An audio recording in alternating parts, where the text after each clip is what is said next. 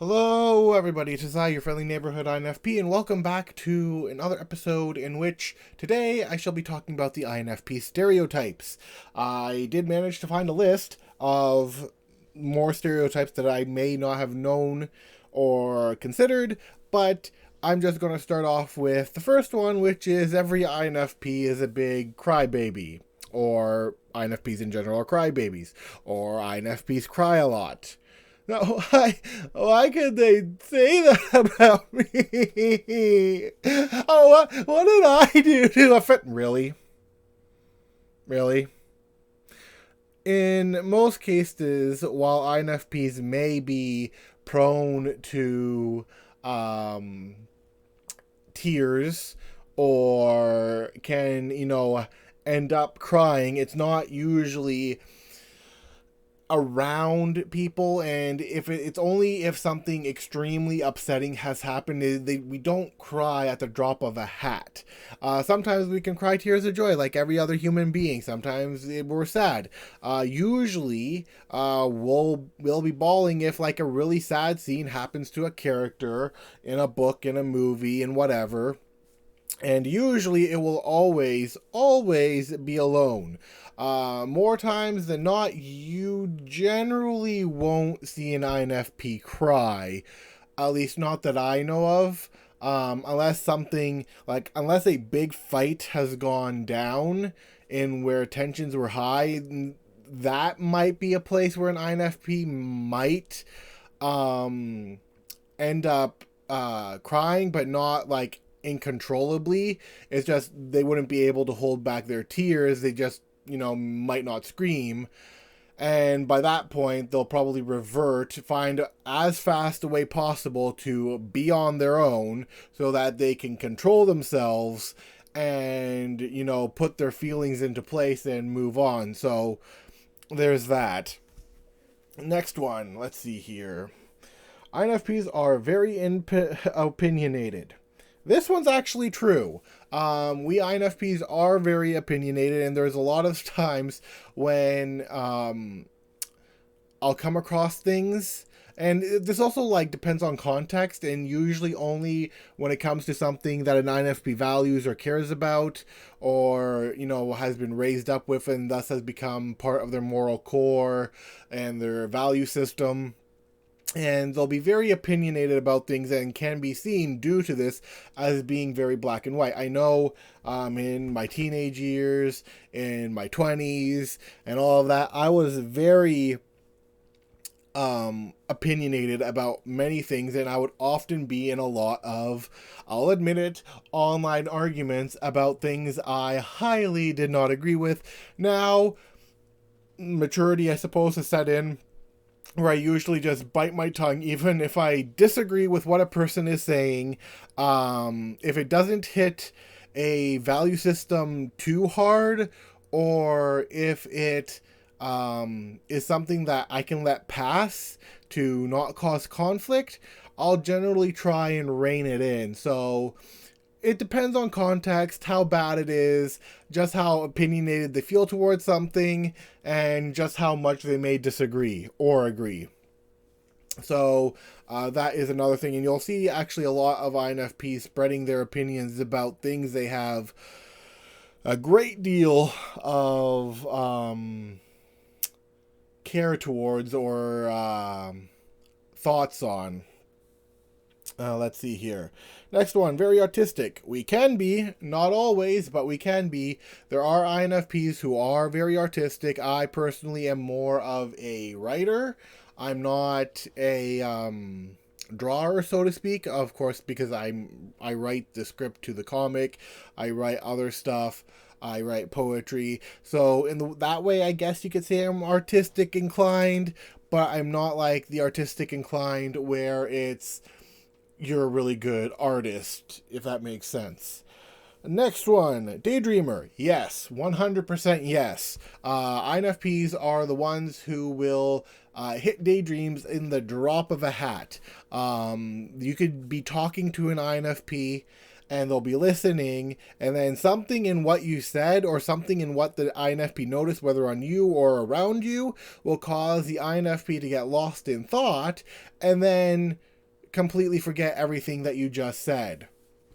So yes, INFPs, myself especially, are daydreamers, and we enter it very easily. So that's a stereotype that's true. Next up, spiritual. We can be.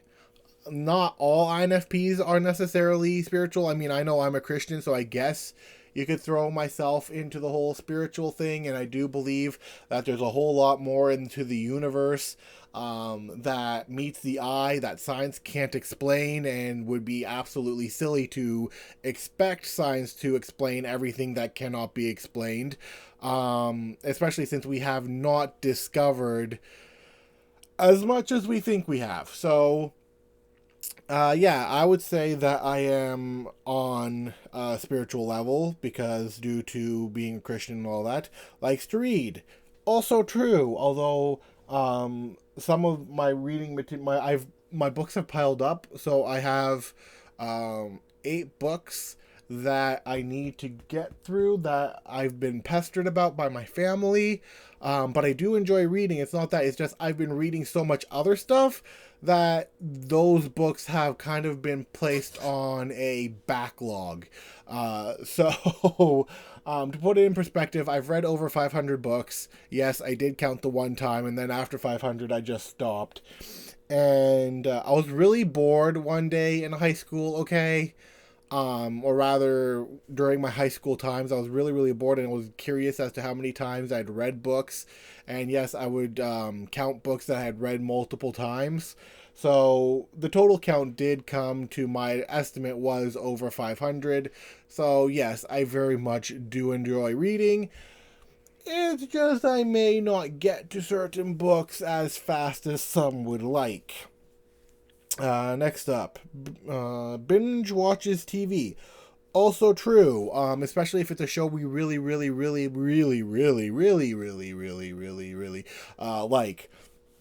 And I know I have, for example, just to put things in perspective, Community, the show Community, I binge watched that within a week. The first 2 seasons of let's see, Star versus the Forces of Evil, binge watched that within a week. A lot of animes I've binge watched in a week. I think I watched like the entire series of Trigun, all 24 episodes, in 1 or 2 days. So that happened. Cowboy Bebop also happened in one. So yes, binge watching, big thing. So I will agree with that one very much.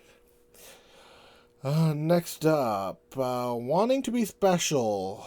Doesn't every human, like, in some way, shape, or form, doesn't every human want some kind of feeling that they're a little bit different from others, even though they can be a lot the same? I mean, as an INFP, I guess it depends on context. I wouldn't perhaps call it special, maybe unique, but does that mean I want to be unique? Well, sure, because I may not want to be normal, but then what is normal?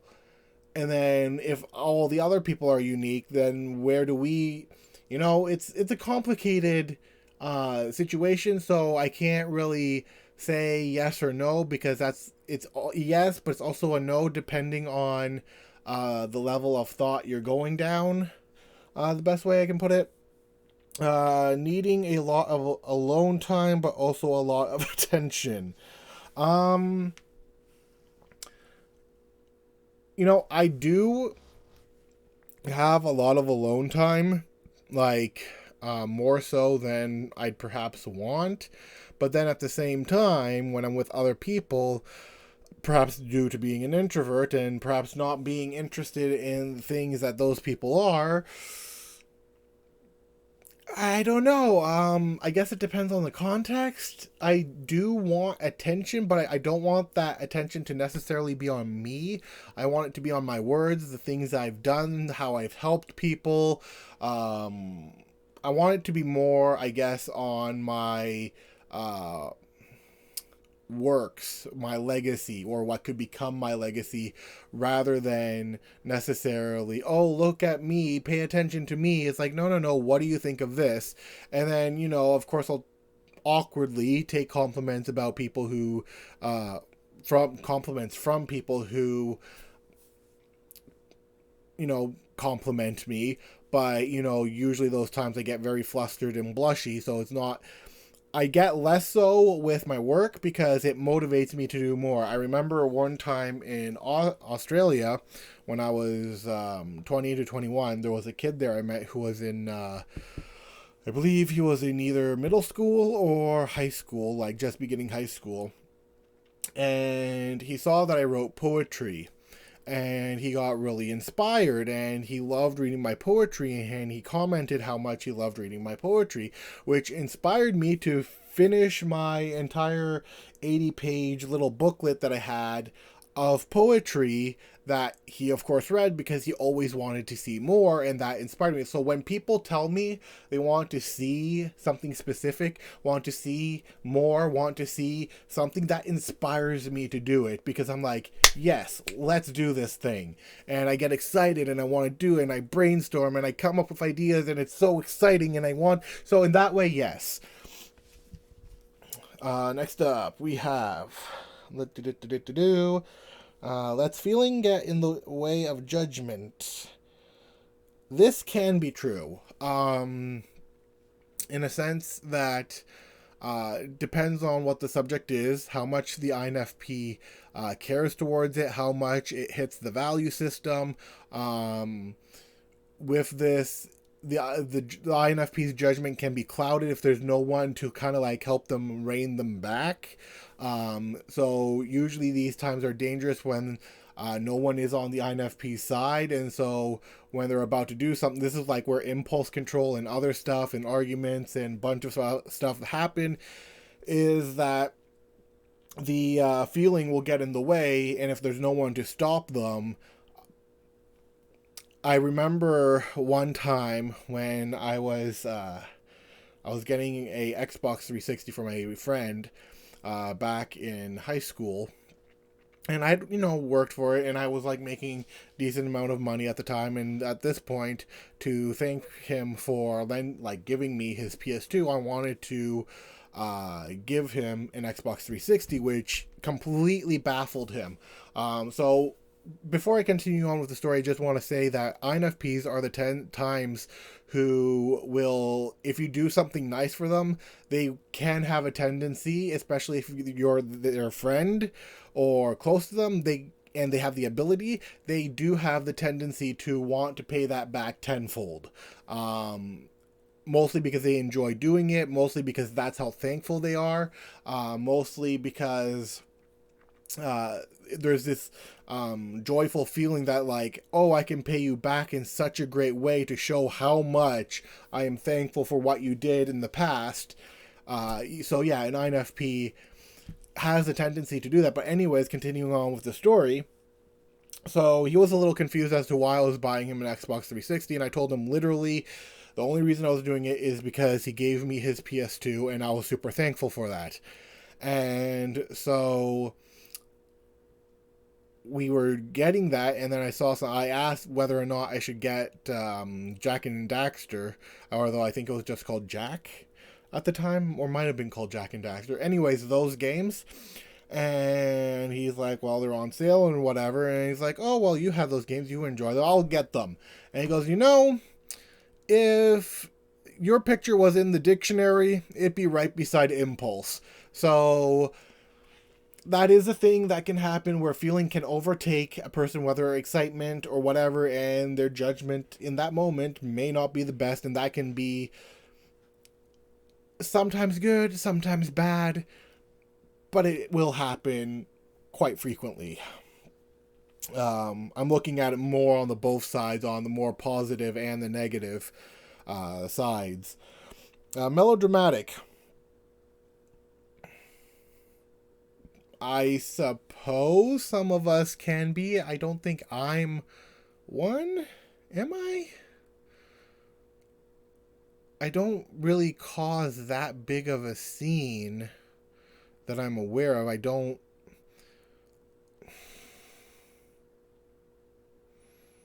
Nope. That one I can't. I mean, I suppose some INFPs could be, but I don't really see it fitting me.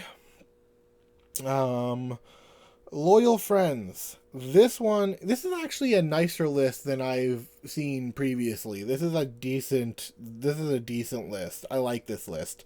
Loyal friends. This is true. If you get me as a friend, I will be loyal to you until, you break my trust and loyalty and completely betray me. So there is that. And sometimes INFPs may still remain loyal to you even though you've betrayed them numerable times in the point where they actually shouldn't be loyal towards you. I've just happened to learn my lesson because when I didn't, I fell into depression. So yeah, there was that. Um, was bullied as a kid. Yes and no. Um, I was the very cheerful kid, always rose colored. I remember the only time I think I was bullied as a kid that I can remember was in grade 5, grade 6. One of those, grade 5 or 6. I'm not entirely sure which one.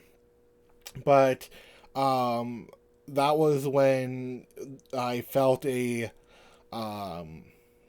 very strong feeling of rage. And the interesting thing is, like, when somebody says red rage or a bull's like rage or they're so mad they're seeing red, that was kind of me with what happened, which was when every recess, the kids were able to bring out bins of different types of balls to go play basketball, baseball, football, dodgeball, whatever they wanted to play to like help keep them active.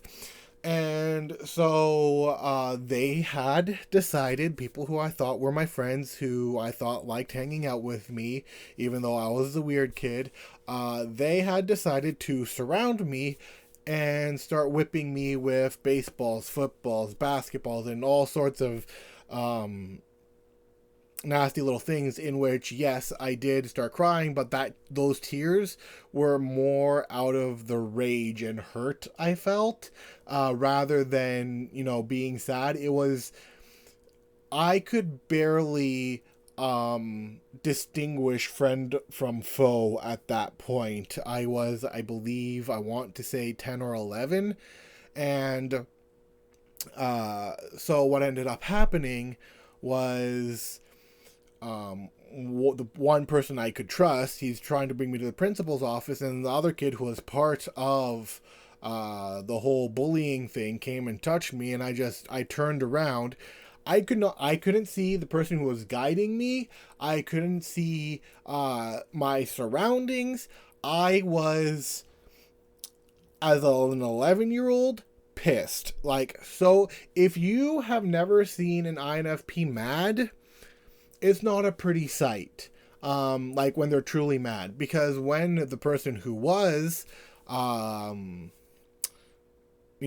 of the thing came up and touched me, I thought he had insulted me when he touched me, and the friend I had at the time had like less than a second to move out of the way before I turned around and just like punched the kid so hard in the gut that he fell over.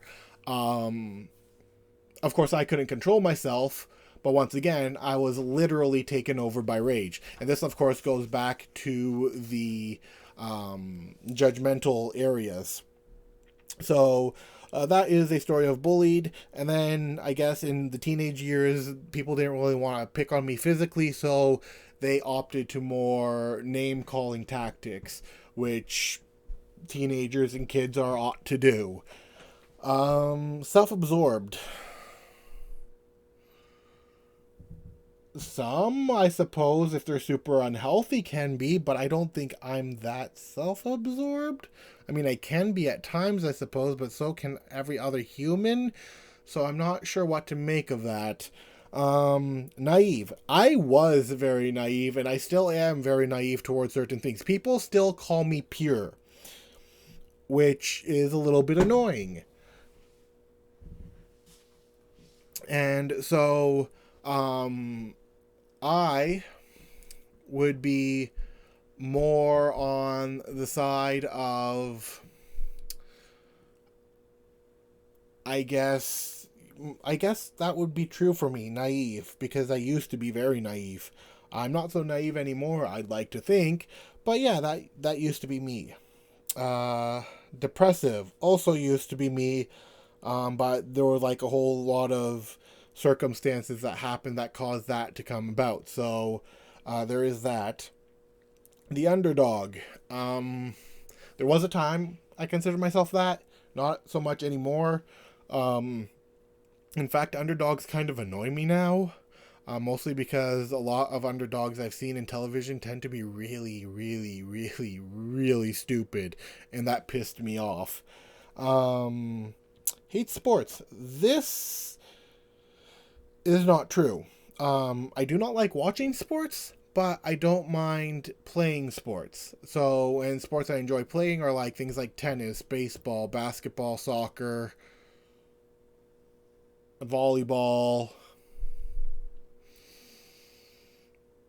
If dodgeball counts, let's throw that in there too. And I guess that's it. Not counting the esports, of course. Not that there's anything wrong with those, but I'm thinking more physical here. I can't really think of anything else, so I'll stop with that. Can't handle criticism. This used to be a big thing for me, and it still is a little bit of a thing for me. But now it's more if the criticism isn't constructive, or if it's more aimed to hurt, then yes, it'll be me.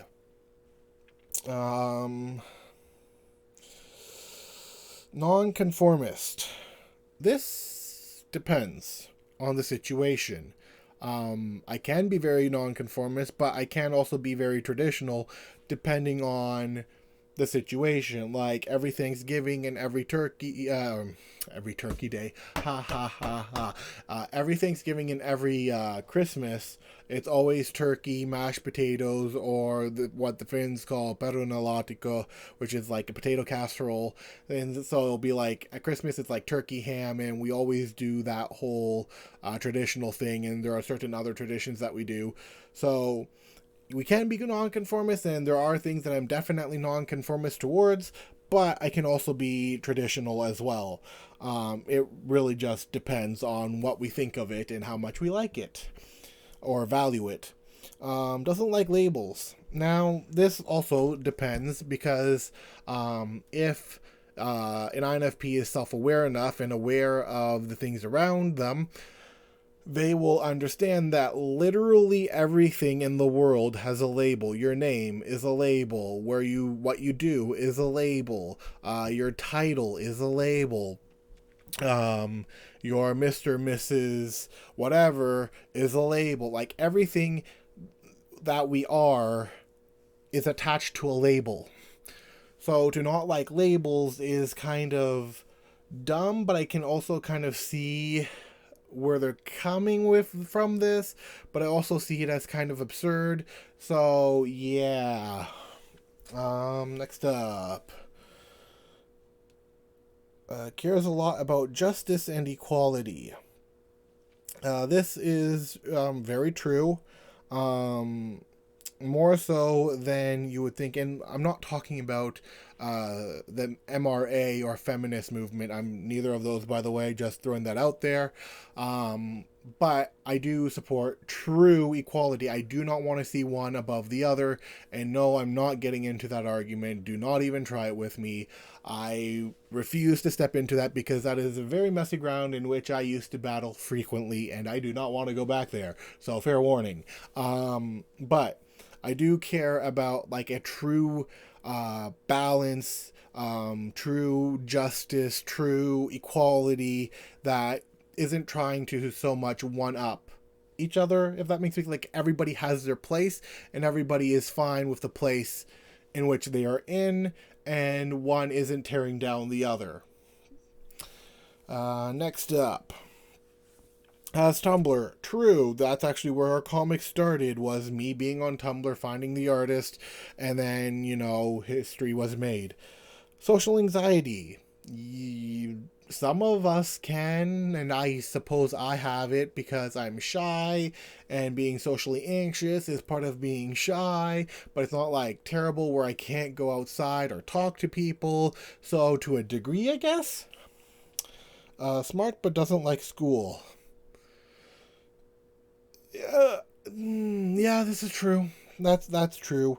Um, INFPs like INTPs can be the ones who will go to school and won't really need to study much on the material and still pass with, a passing grade, even though if they tried harder, they'd probably be on the honor roll. I know I've been told a lot of times that if I had tried harder, I would have been like, one of the top students in the schools, but I found the subjects boring and uninteresting, so I never really tried, and then I procrastinated, and then it just became a downward spiral. But I still passed because I did enough things outside of school that I did find interesting that allowed me to pass, like Carmen Sandiego, like Horrible Histories, although that I don't think existed back then.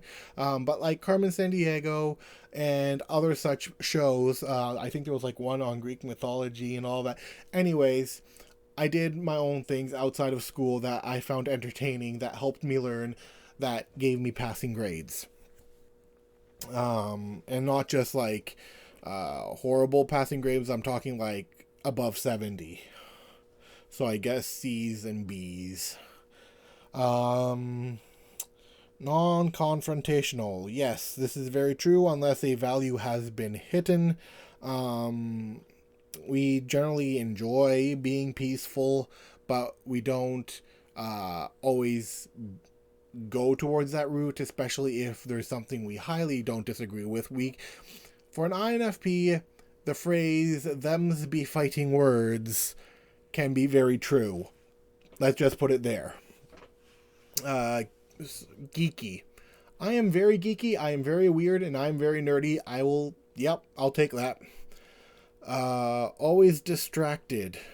Well, not always. I wouldn't say always distracted. I would just say that things can distract us really easily as a different way. Likes poetry. Yes, I do. I even write poetry, so of course I like poetry because I also write it. No one understands me. The feeling that every INFP kind of feels, except INFPs also are able to understand each other. So, in perspective, it kind of depends once again. Are you around other INFPs? Are you around other FI users? It depends. If you're around the wrong crowd, then yes, you can be in the situation where no one understands you. Strong morals, very true. I've been talking about this quite frequently. Can't hide emotions. Um, yes and no.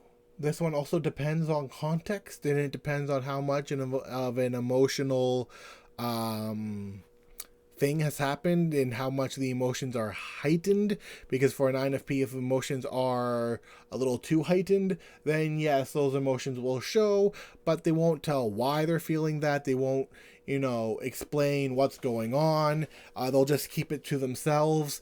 You'll know they're mad, sad, whatever, but an INFP won't approach you about it. They'd rather deal with it about themselves. In fact, they may even lock themselves in their room and tell you to piss off while they deal with it.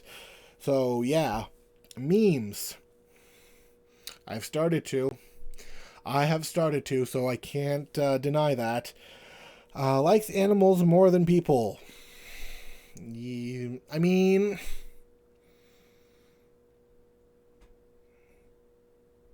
it depends on the people. It depends on what's going on. Because in a high stress situation where you're being around dicks, yeah, I would say that's true. In those cases, but not every case. Takes everything personally. Once again, depends on context. Once again, depends on just how close to a value system or moral that thing hits. In which case, yes, they will take it very personally. Especially in arguments, we can take a lot personally, even though we're not supposed to. Likes to write stories. Yes, I do. I even DM and like create stories at the top of my hat. Likes to draw. I like to doodle. Does that count? I'm not a very good doodler, but I like to doodle hearts and little squares and this, that, and the other. So yeah, I guess there is the whole likes to draw in there. And interested in music. Also true. One day I would love to play the harp and flute, and I'm thinking of a guitar as well. And of course, I love listening to music, but of course, it depends on what kind of music, because not all kinds of music am I interested in. So yeah, there is that. This was actually a nice list. So yeah, that will be it for this episode, and I'll see you guys next time. Bye bye.